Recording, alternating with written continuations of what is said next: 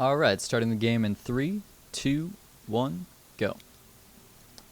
So here we have morphing in at the 6 o'clock base, TSL.Fruitdealer as our red Zerg, and at the 3 o'clock we do have LoveTT so as our blue Protoss. So yes, as you said, this is going to be on Shattered Temple. As I've explained before, PvZ on this map, you know, it's tough to say, but I would have to say out of all the maps, this is probably one of the more Zerg favored maps. There is just a ridiculously wide open center of the map that you can really abuse flanks with, and you can't use force fields to as much of an effect with. And there's also this quite wide open choke outside of the natural, as well as this, of course, back door. And the fact that they are at these close positions means that this third base is not going to be as available to either player. Now, generally, Protoss players love to take that base, as it's really easy to defend this high ground with a couple cannons, and it makes it really easy to take a third, whereas from this position, LoveTT would of course be forced to either do something extremely ballsy like take one of these two bases,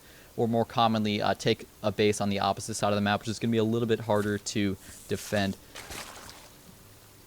Yeah, so it is important to note that the Gigabyte Stars War Killer tournament is using the latter versions of Metalopolis and Shattered Temple here. And that does mean that the close ground positions have been enabled rather than disabled like we're seeing in so many tournaments. The reason for that is this map pool was selected back in around January, before the trend of blocking these positions in tournaments really started to catch on.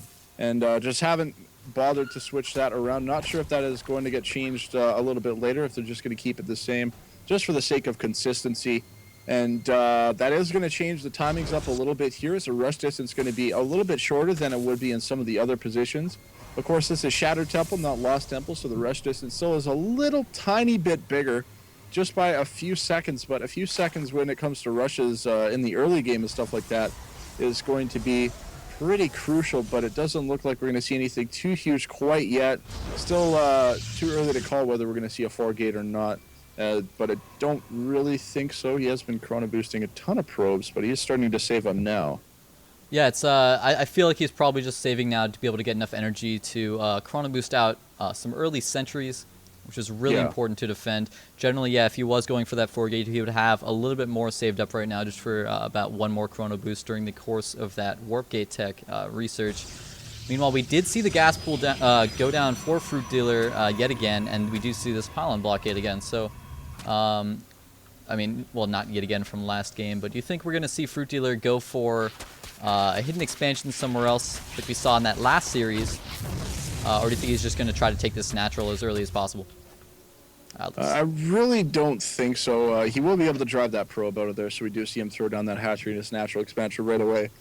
But the last time we saw those hidden expansions, it was Moon playing, and they were playing out Tal'Darim Altar. And on a map like this, it's going to be a lot harder for a Zerg player to try and defend a hidden expansion once it actually gets spotted. And going for an expansion here in the natural expansion is just going to work out a lot better for the Zerg player, I think. And right now, if we look at the build coming out of LoveTT, it does look like he is going to be going for a 3-gate expansion. Still hasn't used his chrono boost like at all. Now he's going to chrono boost at Cybernetics Core.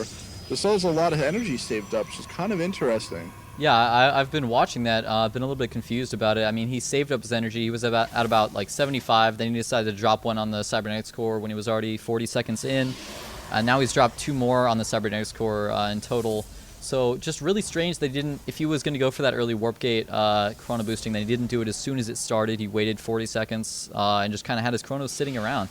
I don't know if that was intentional or not.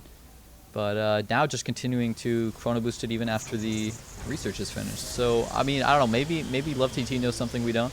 But it does seem like he's making some really interesting decisions with his chrono boost. Yeah, just a theory craft about that briefly here. I think saving that chrono boost allows him to... He can spend it on it if he sees a lot of aggression out of the Zerg player, and then after saving it up for a while, he can just start dumping it into that Cybernetics Core and Warp Gate upgrade just to let it finish a little bit earlier, so that he can get some units out a little bit later. But in the event that he sees a ton of Zerglings or anything coming like that, needs to get units out of that gateway a lot quicker than he normally would, then he has the ability to do so. So if that is the case, then I really like it. And if it is a bit of a blunder, then that's disappointing. But I'm going to go with what I said. That makes sense to me. Yeah, interestingly enough, though, we do have Fruit Dealer going for what looks like a 2-base timing with Roaches. I mean, he hasn't gotten his lair, and he hasn't even gotten a second gas. So 1 gas, just going for really early Roaches. It looks like he's just going to try to do some type of timing push and break LoveTT early on. I mean, he's making 20 Zerglings right now, not producing drones at all. Definitely going to be hyper-aggressive here, and it's going to come down to LoveTT's force fields, I feel. Yeah, he's cut roach production at this point completely. He's just going to stick to these 7 roaches and use these Zerglings to whatever ability he can. Doesn't want to let these roaches get force fielded in there. Really wants to have the Zerglings doing the fighting and have the roaches shooting from the other side. Really going to be abusing the fact that these roaches are ranging. This first force field is going to go down. Second force field not going to catch any of those units, as LoveTT still hasn't been able to close the distance with these zealots. It's going to throw down a pair of cannons here to set up a nice defensive position, but these roaches are going to be able to cut through, and then the force fields go down in a nice choke here for the zealots to do a good amount of damage, but it might just be too much stuff for Fruit Dealer right now. Roaches are doing a ton of damage to these zealots, but the Zerglings are not being able to do anything. The cannons have finished, and it does look like this attack has been successfully defended by LoveTT, but he's going to continue losing a few units here to these last 3 roaches. Yeah, great force fields by LoveTT, but huge blunders there by Fruit Dealer. First off, he moved those roaches right into a little choke, which is exactly what Protoss wants you to do. So he was able to force field them, prevent them from ever kiting or getting away. And then the force fields down between the Forge and the Nexus that blocked off the Zerglings.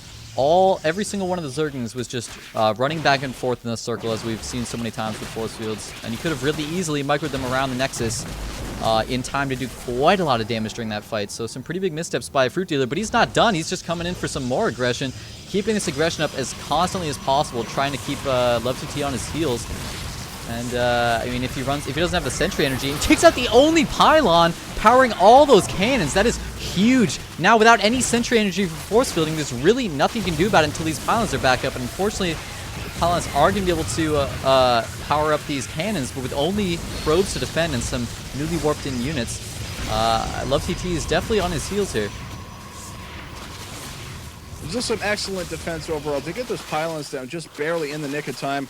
But there is a blind spot, and that will mean that the Forge is going to go down, and that does mean no more cannons, a wide open choke for Fruit Dealer to run in here. And it's just going to be Zealots, Probes, and these 2 cannons in the back to try and defend. And it does look like Fruit Dealer is going to keep on with the aggression. Oh, this is why I argued back in beta that I did not like to wall off versus Zerg, but this situation happens so rarely that you don't usually encounter it. But here it's happening. He's just using these roaches when you're out of position with these cannons to be able to take out that Cybernetics core. Now, all of a sudden, LoveTT is in a terrible position where he can't make sentries, he can't make stalkers, and I'm trying to find... He hasn't even remade his Cybernetics core yet. I don't know if he's gonna remake it soon, or I mean, he's dropped down a bunch of gateways. I don't know if he's planning on just using Zealots for the time being. This is really odd that he hasn't even tried to rebuild that yet. Yeah, Fruit Dealer right now is really taking the advantage of the fact that we are in the close ground position, using this really short rush distance to get as many units over there as fast as he possibly can. Now we've seen the Baneling Nest has completed, and I do expect to see some Banelings morphing momentarily here. There we go. 11 Banelings are on the way right now with no Cybernetics core. That means no force fields. These Zealots, these cannons are going to go down very, very quickly to these Banelings, and LoveTT is in a lot of trouble. Yeah, if you don't have sentries, you simply can't deal with Banelings. If you look at that Cybernetics core timing, it's got 8 seconds. If he could have started that right as the other one died, he might have been able to defend against this, but here comes the Banelings. Oh, the Zealots. Getting blocked a little bit by those only Zerglings and Zealots, but he's just getting overrun right now, taking out those cannons with a ton of ease, and I feel like LoveTT is probably just going to lose this game now. I mean, without that Cybernetics core, there's really nothing he can do here but build Zealots. Now he, of course, can start making some sentries, but he is forced to call the GG. Wow, what a phenomenal game by Fruit Dealer. I mean, it's just like he said. He took it really, took advantage of the fact that they were at close positions. It felt like, you know, a Steps of War game, for example. I mean, if you notice, his natural only had 5 drones mining on it, even until the end of the game. So, you know, the income tab showed that the Protoss was, you know, ahead by like 10, maybe even 12 harvesters. And I feel like he could have defended regardless with those cannons, but the problem was once that cybernetics core died, what you need to be doing as soon as you see that, oh, hey, he's targeting my cybernetics core, there's nothing I can do about it, immediately start a new one, immediately. And he didn't start it for another minute, 2 minutes, I don't know how long it was, but it was definitely way too long. And I mean, if that cybernetics core had finished just 8 seconds earlier, or 13, including the 5-second warp in time, I feel like he would have been able to warp in the sentries needed to force field off those banelings. And so really great job by Fruitdealer abusing that extremely small timing window to be able to pull out that win. Yeah, very nicely done by Fruitdealer there, just showing us one of the many ways to play that matchup.